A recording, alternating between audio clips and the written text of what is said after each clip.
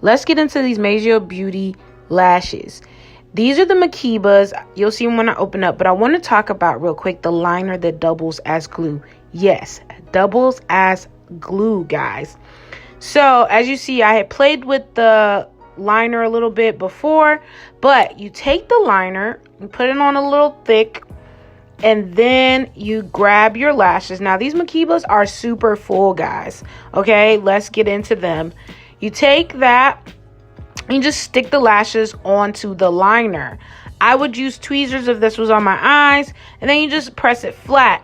Make sure it's completely dry with the lashes on, because you'll see it lifted right there. But I just pressed it back on because it was still a little wet, and lashes are still on. Y'all, I am shook if, okay? Shook. Look at this. Lashes on. And to get the liner off, all you do is get you some makeup remover wipes and you wipe it off like you would with your makeup. Go in there and just get it completely off like you do all your makeup.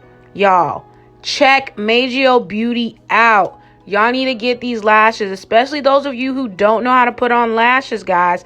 Check them out.